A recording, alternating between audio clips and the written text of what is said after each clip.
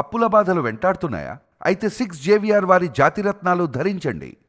Right, breaking news వస్తున్నాం. మనం TV screen పై కట్టుకున్న భర్తే బలవంతంగా వ్యభిచార రొంపిలోకి దింపి 10 ఏళ్లుగా పడుపు వృత్తి చేయించాడని, ఇప్పుడు ఆ పనికి నిరాకరించడంతో విచక్షణారహితంగా దాడి చేశాడంటూ ఒక మహిళ ఆవేదన వ్యక్తం చేసింది. ఇంటి రుణం తీరే వరకు వ్యభిచారం చేయాల్సిందేనంటూ ఒత్తిడి తెస్తున్నాడని కన్నీరు మున్నీరైంది ఆ బాధిత మహిళ. తనకు ప్రాణహాని ఉందని 112కు ఫోన్ చేసి పోలీసులు రక్షణ కోరింది. తిరుపతి ఈస్ట్ పోలీస్ స్టేషన్ పరిధిలోని చింతల చేనులో జరిగిన ఈ ఘటన స్థానికంగా కలకలం రేపింది. బాధితురాలు చెప్తున్న దాని ప్రకారం చింతల చేనుకు చెందిన దంపతులకు 14 ఏళ్ల కుమార్తె, 12 ఏళ్ల కుమారుడున్నారు. వివాహమైన తొలి 2 ఏళ్లు అత్తమామ సంపాదనతో కుటుంబ జీవితం సజావుగా సాగింది. అనంతరం భర్త బాధితురాలని బలవంతంగా వ్యభిచారంలోకి దింపాడు. 10 ఏళ్లుగా ఈ వృత్తి చేయిస్తున్నాడు. కొద్ది రోజులుగా అనారోగ్యానికి గురి కావడంతో ఇకపై ఆ పని చేయలేనని బాధితురాలు స్పష్టం చేయడంతో పాటు పుట్టింటికి వెళ్ళిపోయింది. దీంతో ఆగ్రహించిన భర్త, అతని బంధువులు బాధితురాలి కుటుంబంపై తప్పుడు ఆరోపణలతో అక్రమ కేసులు పెట్టడంతో పాటు దాడికి పాల్పడ్డారు. దీంతో బాధితురాలు 112కి కాల్ చేసి ఫిర్యాదు చేసింది.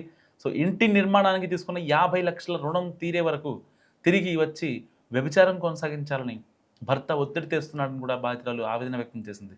తనకు రక్షణ కావాలంటూ ఇప్పుడు పోలీస్ స్టేషన్ ముందెక్కింది. అండ్ భర్తే భార్యను వ్యభిచార కోపంలోకి దింపడంపై అసలు షాకింగ్ ఒక రకమైన ఇది ఏర్పడుతోంది. అంటే సభ్య సమాజంలో నిజంగా అన్నీ నమ్ముకొని వచ్చిన భార్య భర్త దగ్గర కూడా సేఫ్ కాదా అనే భావన చాలామందిలో కలుగుతోంది. చిత్తూరు పట్టణంలో కాపురం ఉంటున్న మమత రాజేష్ దంపతులకు పెళ్ళై 15 ఏళ్ళు అవుతోంది. సో పెళ్ళైన 5 ఏళ్ల తర్వాత గత 10 ఏళ్లుగా భార్యతో బలవంతంగా వ్యభిచారం చేస్తున్నాడు ఈ కసాయి భర్త. స్టార్టింగ్లో ఆటో నడుపుతూ, ఆ తర్వాత ఆటో అమ్మే సంపాదన లేక అయోమయంలో ఏం చేయాలో అర్థం కాక భార్య అసహాయతను ఆసరాగా చేసుకొని ఈ వృత్తిలోకి తీసుకెళ్లాడు. స్టార్టింగ్లో చిత్తూరులోని ఒక లేడీ ఇంట్లో ఉంచి ఈవిడ్ని 3,000 రూపాయలు తీసుకొని ఆ వ్యభిచారానికి వదిలేశాడు. సో ఆవిడ ఎవరైతే ఉంటుందో, సో ఆవిడిచ్చే డబ్బులతో భర్త రాజేష్ చేయాల్సిన పనులన్నీ చేసేవాడు. సరే, ఆవిడిచ్చే ఆ డబ్బులతో ఇటు ఇల్లు ఈఎంఐలు కావచ్చు, ఇల్లు గడుపుకోవడాలు కావచ్చు, ఇలాంటివి. అసలు నాకు అర్థం కాని విషయం, నిన్ను నీ ఫ్యామిలీని పోషించలేని నువ్వు నిజంగా ఎందుకు ఆ రోజునే నువ్వు చచ్చిపోయి ఉంటే, ముక్కు మూసుకొని ఉంటే సరిపోయింది కదా. ఆ అమ్మాయిని బలవంతంగా ఆ వ్యభిచార కోపంలోకి లాగడం నిజంగా ఎంతవరకు కరెక్ట్? అంటే ఒక భర్త దగ్గర భార్య సేఫ్ కాదనే కదా. దానికి మళ్ళీ ఏం చెప్తాడు, నువ్వు గనక ఇలాంటి పని చేయకపోతే నిన్ను ఎట్టి పరిస్థితుల్లో పిల్లల్ని చంపేస్తా, కూతుర్ని కొడుకుని చంపేస్తా అని ఎంత వేధిస్తే, అది తప్పని చెప్పాల్సింది పోయిన వాళ్ళ అత్తగారు కావచ్చు, లేకపోతే వాళ్ళ మామగారు కావచ్చు, తప్పని చెప్పాలి కదా. తప్పని చెప్పాల్సిన వీళ్ళే ఎంత దారుణంగా ఆ అమ్మాయిని వ్యభిచారాల కూపంలోకి నెట్టారంటే, నిజంగా తిరుపతిలో జరిగిన ఈ ఘటన 2 తెలుగు రాష్ట్రాలని కలిసివేస్తుంది. కొంతకాలంగా ఒక ఆధార్ కార్డుతో ఇల్లు అద్దెకి తీసుకొని భర్తే స్వయంగా ఇదంతా నడిపాడంట. ఒక కట్టుకున్న పెళ్ళాన్ని వ్యభిచారం చేయించాలనుకున్నాడంటే నిజంగా వీడిని అనుకుంటూ చేసిన పాపం లేదు. స్టార్టింగ్లో అంటే ఆ వ్యభిచార కూపాలు ఏదైతే నడుపుతారో తిరుపతి ఈస్ట్లో చింతల చేనుల దగ్గర, సో ఆ మహిళకి ఆ అమ్మాయిని అప్పగిచ్చేసి మంత్కి పర్ డేకి ఇంత తీసుకునేవాడంట. ఆ తర్వాత రేటు పెంచి 5,000 పెంచాడంట. ఆ అమ్మాయి మీద తీవ్రమైన ఒత్తిడి, ఎట్టి పరిస్థితుల్లో నువ్వు డబ్బులు తీసుకురాకపోతే నువ్వు ఇంటికి రాకు, అవసరం లేదని చెప్పి ఆ అమ్మాయిని పెట్టిన ఇబ్బందులు. అండ్ ఆ అమ్మాయి ఆల్రెడీ పోలీస్ స్టేషన్కి వెళ్ళి కంప్లైంట్ ఇచ్చింది, 112కి ఫోన్ చేసి మాట్లాడింది. ఎవరు కూడా పట్టించుకుని పాపాన పోలేదు. నిజంగా ఆవిడ అంటే చాలామంది కామెంట్స్ పెడుతున్నారు, నిజంగా ఆవిడకి ఇష్టం లేకుండా ఆ వ్యభిచారం చేసిందా? ఎందుకంటే ఇక్కడ ఆల్రెడీ కొడుకుని కూతుర్ని చంపేస్తానని బెదిరిస్తున్నాడు. ఇటు కాదని చెప్పాల్సిన అత్తమామలే నువ్వు ఆ పని చెయ్యి, ఏదైతే ఇంటికి సంబంధించిన 50 లక్షల రూపాయలు ఆ మొత్తం లోన్ తీరేంత వరకు ఎక్కడైనా సరే నువ్వు ఏ పనైనా చేసుకో అని అంత బజారుతనం చేయాల్సిన అవసరం ఏమొచ్చింది అసలు నువ్వు ఆ అమ్మాయిని సాకలేనోడివి, ఆ అమ్మాయిని పట్టించుకోలేనోడివి, నీ కడుపున పుట్టిన పిల్లల్ని సాకలేనప్పుడు నిజంగా ముక్కు మూసుకొని 5 నిమిషాలు గాలి పీల్చుకుంటూ ఉంటే శుభ్రం. ఇలాంటి వాళ్ళ వల్ల అంటే తాళి కట్టి లేకపోతే 7 అడుగులు వేసి నేను నీకు అగ్ని సాక్షిగా ప్రమాణం చేస్తారు. నేను నీకు అన్నిట్లలో సహాయపడతాను, తోడుగా ఉంటా, అండగా ఉంటా, నీడగా ఉంటా అని 7 అడుగులు వేస్తారు, అగ్ని సాక్షిగా వేస్తారు. నిజంగా దానికి కళంకం వచ్చినట్టు కాదా? అంటే అన్నీ వదిలేసి వచ్చిన ఒక భార్య భర్త దగ్గర కూడా సేఫ్ కాదు, వీడు తీసుకెళ్ళి నాతో ఇలాంటి పనులు చేస్తాడు, డబ్బుల కోసం వేరే వాళ్ళతో మాట్లాడిస్తాడు, ఈ వ్యభిచార కూపాలకి ఇచ్చేస్తాడు అని తెలిసిన తర్వాత నిజంగా అసలు ఆవిడ ఎంత బాధపడిందో ఒక్కసారి అర్థం చేసుకోండి. అంటే భర్త అంటే భర్త సుఖపెట్టకపోయినా పర్వాలేదు, కానీ భర్త అనుమానించేవాడు అనుకోండి, ఆ మహిళ పడే బాధ అంతా ఇంత కాదు. ఎందుకంటే తనకి అమ్మ నాన్న లేరు బేసిక్గా, ఆవిడ ఎవరికి చెప్పుకోలేకపోతుంది, ఎవరితో మాట్లాడలేని పరిస్థితి.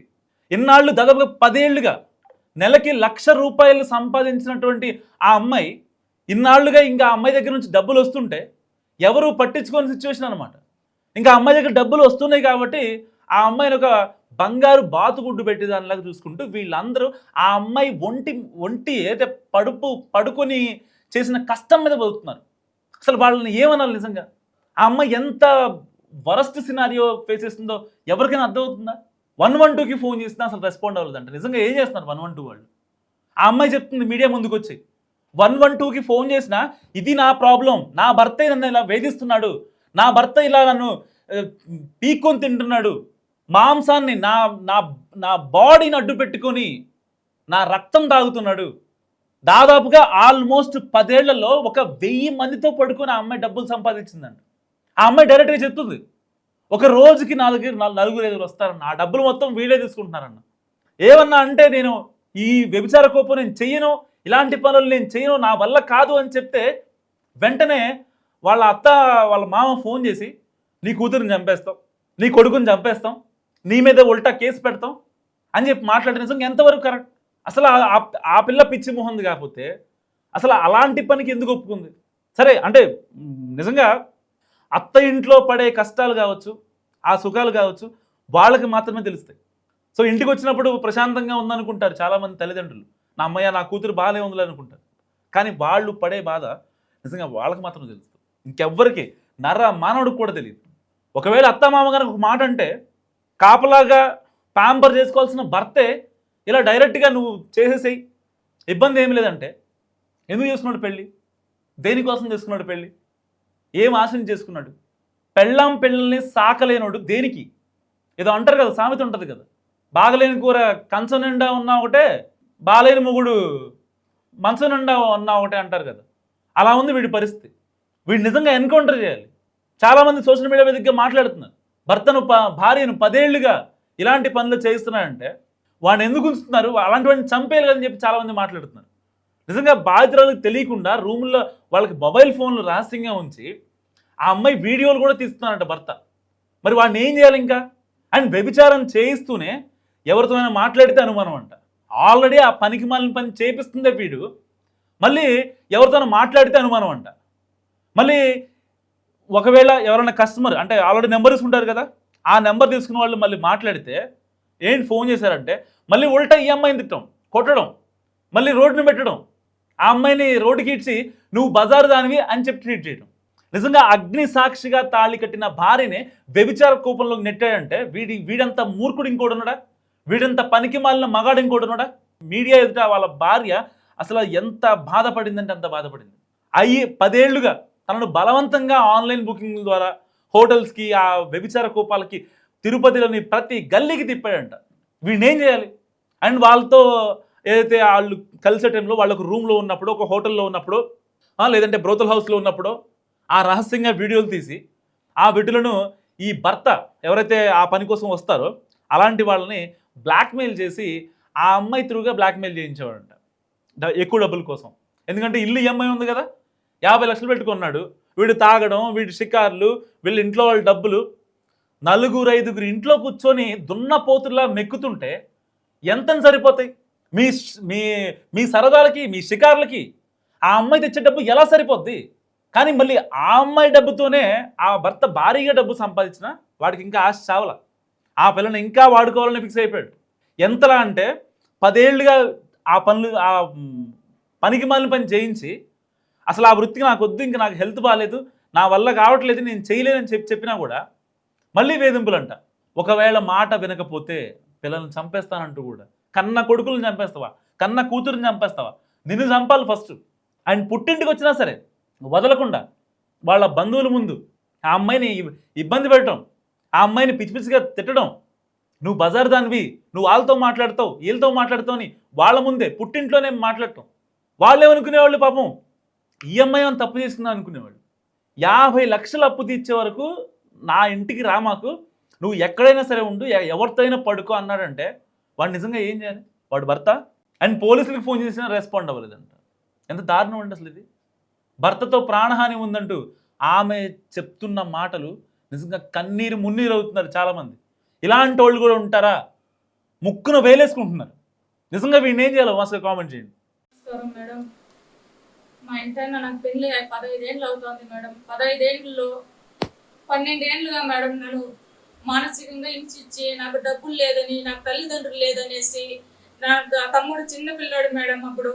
ఇప్పుడు 12 ఏళ్ళుగా నన్ను వ్యభిచారం చేయమనేసి, వ్యభిచారం చేయించి రోజుకు నాకు వచ్చే ఆదాయంతో వాడు దర్జాగా బతుకుతా ఉన్నాడు మేడం. అన్ని చేసుకుంటా కార్లు తీసినాడు, బండ్లు తీసినాడు, ఇండ్లు తీసినాడు. ఏం తీసినా నా పేరు మీద ఏమీ లేదు మేడం.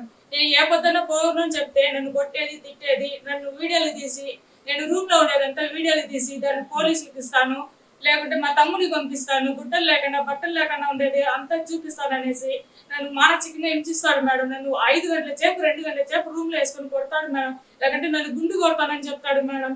ఇట్లంతా మాట్లాడేసి ఇప్పుడు నా వల్ల ప్రాణానికి భయంగా ఉండాలి మేడం. నా వల్ల కాలేదు, దెబ్బలు తినేదని కాలేదు. అందువల్ల ఇప్పుడు నేను వచ్చి కంప్లైంట్ ఇచ్చి మా తమ్ముడు వాళ్ళ ఇంట్లో ఉంటే మా తమ్ముడిని కొట్టేదానికి వస్తాడు.